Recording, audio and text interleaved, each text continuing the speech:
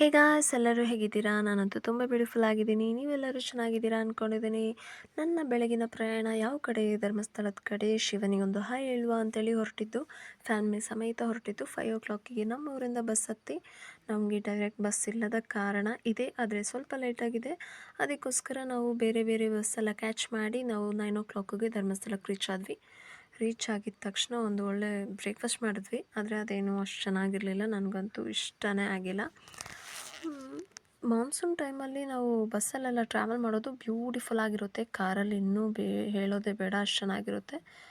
ಮತ್ತು ಫೈನಲಿ ದೇವ್ರ ದರ್ಶನಕ್ಕೆ ಒಳಗಡೆ ಹೋದ್ವಿ. ಫೋನಲ್ಲಿ ಕವರ್ ಮಾಡೋಕ್ಕಾಗಿಲ್ಲ, ನನ್ನ ಕಣ್ಣಲ್ಲಿ ಕಂಪ್ಲೀಟಾಗಿ ಕವರ್ ಮಾಡ್ಕೊಂಡು ಬಂದೆ. ಪೂಜೆ ದರ್ಶನ ಎಲ್ಲ ಬ್ಯೂಟಿಫುಲ್ ಆಗಾಯಿತು. ಬಿಕಾಸ್ ಜನ ತುಂಬ ಕಮ್ಮಿ ಇದ್ದ ಕಾರಣ ನಮಗೆ ಸ್ವಲ್ಪ ಎಲ್ಲ ಕ್ವಿಕ್ಕಾಗಿ ಆಗೋಯ್ತು. ನನಗಂತೂ ತುಂಬ ಖುಷಿ ಆಯಿತು. ಪ್ರಶಾಂತವಾದ ದರ್ಶನ, ಆರಾಮಾದ ಪೂಜೆ ಎಲ್ಲ ಮುಗೀತು. ಮಳೆ ಬರ್ತಾಯಿತ್ತು, ಆದರೂ ಸೆಕೆ ಆಗ್ತಾಯಿತ್ತು. ಎಷ್ಟೇ ಮಳೆ ಬರ್ತಾಯಿದ್ರು ಸೆಕೆ ಆಗ್ತಾಯಿತ್ತು. ನಂತರ ನಮಗಿನ್ನೂ ತುಂಬ ಟೈಮ್ ಇದ್ದ ಕಾರಣ ನಾವೇನು ಮಾಡಿದ್ವಿ, ಬೆಟ್ಟ ಹತ್ತಿಬಿಡೋಣ ಅಂತ ಒಂದು ಸಣ್ಣ ಪ್ಲ್ಯಾನ್ ಮಾಡ್ಕೊಂಡ್ವಿ.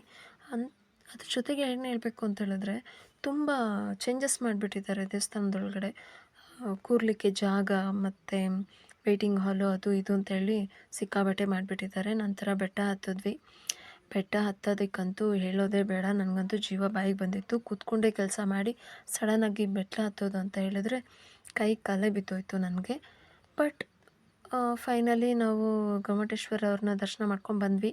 ಅವರು ಆರಾಮಾಗಿ ನಿಂತ್ಕೊಂಡಿದ್ರು. ಅವ್ರಿಗೂ ಹಾಯ್ ಹೆಲೋ ಎಲ್ಲ ಹೇಳಿ ಬಂದ್ವಿ. ಮೇಲ್ಗಡೆ ವ್ಯೂ ಅಂತೂ ತುಂಬ ಬ್ಯೂಟಿಫುಲ್ ಆಗಿತ್ತು. ಸೊ ತುಂಬ ಟಯರ್ಡಾಗಿ ಹತ್ತಿ ಆ ಬ್ಯೂಟಿಫುಲ್ ಆದ ವ್ಯೂ ನೋಡುವಾಗ ಸ್ವಲ್ಪ ಸಮಾಧಾನ ಆಗುತ್ತೆ. ನಂತರ ಮಳೆ ಬರ್ತಾ ಇದ್ದರೂ ಸೆಕೆ ರೀ, ಸೆಕೆ ಸಿಕ್ಕಾಪಟ್ಟೆ ಸೆಕೆ ಇತ್ತು. ಆ್ಯಂಡ್ ಎಲ್ಲೆಲ್ಲೂ RCB ಫ್ಯಾನ್ಗಳೇ, ಅಲ್ಲೂ ಇದ್ದ ಬಂಡೆಕಲ್ಲುಗಳ ಮೇಲೆಲ್ಲ RCB ಅಂತ ಬರೆದಿಟ್ಟಿದ್ರು. ಸೊ ಫೈನಲಿ ನಾವು ಊಟಕ್ಕೆ ಬಂದ್ವಿ. ಧರ್ಮಸ್ಥಳದಲ್ಲಿ ಊಟ ಮಾಡಿದ್ವಿ. ಊಟ ಮಾಡೋ ಜಾಗನೂ ತುಂಬ ಚೇಂಜಸ್ ಆಗಿದೆ.